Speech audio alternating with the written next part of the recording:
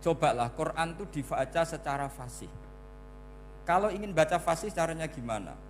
Kamu harus belajar balaghah, belajar lisanul Arab, belajar mantek, belajar logika. Nah, kalau logika itu tidak sampai, cari muhalnya. Ini fatwanya Said Robdon Al-Buti, juga fatwanya semua ulama usul fikih. Saya ulang lagi ya, kalau logika kamu nggak paham, cari sisi muhalnya. Saya ulang lagi, cari sisi muhalnya. Misalnya kamu angan-angan tentang Allah nggak dok, sedurunge Allah itu sopo. Misalnya kamu angan-angan gitu. Sama agama tentu itu dilarang, tapi orang filsafat tetap saja nyari itu. Lalu hentikan pencarian itu, yaitu tadi katakan saja hadhil maujudat yastakhilu ayyakhluqahal adam. Sesuatu yang maujud tentu enggak mungkin disebabkan oleh sesuatu yang tidak ada. Fa innal adama la yu'athiru aslan wala yakhluqu aslan. Namanya sesuatu yang enggak ada pasti tidak berstatus pencipta. Namanya saja enggak ada. Akhirnya la budda min ayyasbiqa hadzal alam maujudun. Maka alam ini harus didahului sesuatu yang maujud. Lah maujud ini yang oleh Islam disebut Allah Subhanahu wa taala.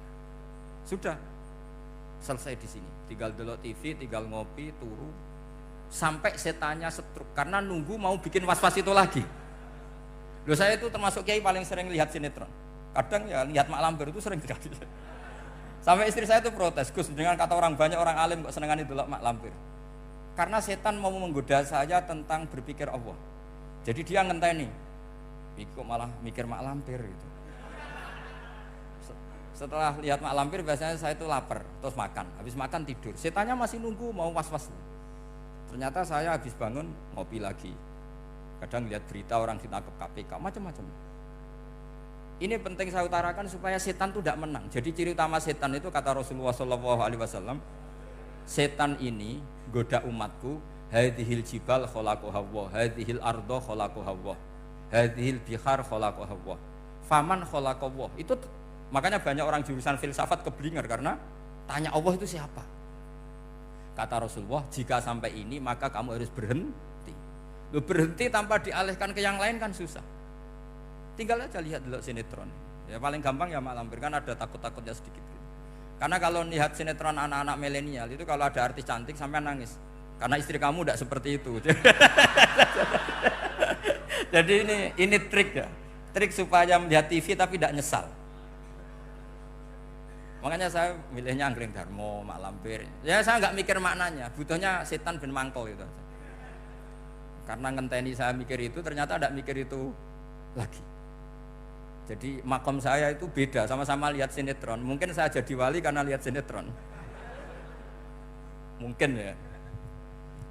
Makanya banyak wali itu nggak bisa diduga. Banyak orang jadi wali itu justru karena makan, justru karena melakukan hal-hal yang cara orang banyak itu salah. Itu Abu Yazid Al-Bustami itu pernah tanya sama Allah. Kak Haman nggak usah bayangkan caranya tanya gimana. Nggak wali ya nggak dok. Sudah nggak usah tanya itu. Tanya gini, ya Allah, orang sesregep saya dalam ibadah sedekat ini sama jenengan. Lalu saingan saya dekat jenengan masuk surga itu siapa? Sama Allah ditunjukkan orang yang tidur, itu tidur yang. Ya teman kamu yang tidur di kamar. Nggak terima Bu, ya ini gimana kok bisa setingkat saya orang tidak tidur gitu. Yang saya ibadah terus istighfar terus. Tapi jawabannya Allah nih, woe ibadah terus itu mergo wedi aku. Jadi kan nganggep aku itu rodok-rodok jahat gitu. Iki tuh ratu mergo yakin aku apian, mengane ditinggal turu. Jadi sampean jangan tiru makom saya ketika tidur. Itu punya kelas khusus. Tapi jangan tiru, ini cerita saja, sampean ndak harus niru. Karena sampean kalau niru itu harus ada Abu Yazidnya. Abu Yazid sudah enggak ada. Tapi itu ilmu. Ilmu yang cocok enggak cocok harus kita kaji. Saya tadi jagungan sama beliau, sama Profesor Said Akil Al-Munawar. Beliau cerita sebetulnya sekolahan saya itu tentang usul fikih, tapi terkenal saya profesor tafsir. Tapi saya suka ilmu usul fikih, meskipun korbannya ya banyak. Biasanya orang jadi liberal gara-gara ya usul fikih. Sebenarnya nggak perlu dipikir lah, itu macam-macam lah. Begini, dalam usul fikih yang mainstream itu kan ada hukum wajib, haram, ya makruh, terus macam-macam lah. Termasuk ada mubah. Mubah itu boleh dilakukan, boleh ditinggalkan. Dalam ilmu usul fikih sebetulnya definisi mubah boleh dilakukan, boleh ditinggalkan itu salah. Karena begini, setiap Anda melakukan sesuatu yang mubah, pasti di saat itu meninggalkan sesuatu yang haram. Saya ulang lagi ya. Itsma min mubahin illa wa yatahaqqaqu bihi tarku haramimma. Semua teks di Lubul Usul seperti itu. Memang saya hafalkan karena ini cara saya jadi wali yang mudah murah. Itsma min mubahin illa wa yatahaqqaqu bihi tarku haramimma. Fayatahaqqaqu bisukun tarkul qatli wa bisukut tarkul qadzaf. Terus beliau membuat sekian contoh. Hukum mubah itu kata ulama yang lain kan boleh dilakukan, boleh ditinggal. Itu tidak benar. Mubah itu ya wajib. Karena setiap kita melakukan mubah, maka saat itu berarti kita meninggalkan barang haram. Coba orang tidur itu artinya apa? Tidak zina, tidak maling, tidak selingkuh, tidak mabuk. Sampean di pondok nikmati jagongan, rokokan, ngopi. Artinya nikmati rokok, nikmati kopi. Tidak menikmati tontonan di bar. Makanya kita berharap malaikat itu belajar usul fikih sehingga ketika kita rokok di pondok dilihat hada taroka melihat bar, wahada taroka melihat dangdutan, wahada. Jangan sampai malaikat bilang gini, dasar kere rakra delok. Itu repot kalau sampai bergerak gitu. Nah, kalau mubah itu artinya tarkul haram. Tarkul haram itu wajib apa sunat? Wajib kan? Berarti setiap orang melakukan mubah hakikatnya melakukan wajib dan itu artinya dapat pahala.